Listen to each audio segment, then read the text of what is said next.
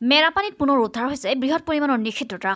drugs সৰবৰাহকাৰী বাসগৃহত নিশা আৰক্ষী চিআৰপিএফৰ অভিযান পাকঘৰ মজিয়া আলনা মাটিৰ তলতো ড্ৰাগছৰ টোপোলা ড্ৰাগছৰ বিৰুদ্ধে অসম আৰক্ষীয়ে চলাই থকা অভিযানৰ মাজতে মেৰাপানীত একাংশ অপৰাধী চক্ৰই নিৰ্বিঘ্নে অব্যাহত ৰাখিছে ড্ৰাগছৰ ৰমৰমীয়া ব্যৱসায় মেৰাপানী ফৰেষ্ট ব্লকৰ এটা ভাড়াঘৰত চলাই অভিযানত পোহৰে আহিছে এই তথ্য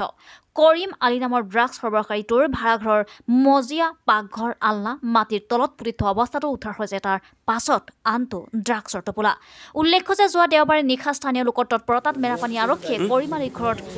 বহু সংখ্যক ড্ৰাগছ জব্দ কৰিছিল আৰু অভিযুক্ত কৰিম আলীয়ে পলায়ন কৰিবলৈ সক্ষম হৈছিল আৰক্ষী আৰু চিআৰপিএফে পুনৰ নিশা কৰিম আলীৰ ভাড়াঘৰত তালাচী চলাই উদ্ধাৰ কৰে এই ড্ৰাগছসমূহ নাগালেণ্ডলৈ সৰবৰাহ কৰিবলৈ মজুত কৰি ৰখা হৈছিল বুলি আৰক্ষীয়ে মত প্ৰকাশ কৰি অনুসন্ধান অব্যাহত ৰাখিছে কওকচোন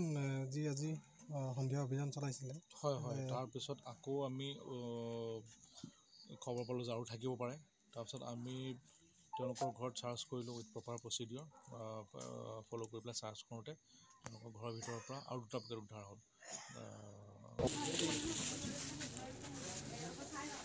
টোটেল সেইখিনি আমি এতিয়া হিচাপ কৰিমগৈ গৈ পেলাই যিমান আছে তাৰপিছত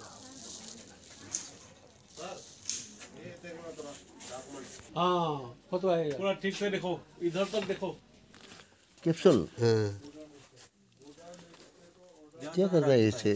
कैप्सूल का वो नीला वाला यहाँ पड़ी देखा लसुन ব্ৰহ্মপুত্ৰ কোলা আছিল যেন লাগে কোলাই ফটোত বগাই উঠে আৰু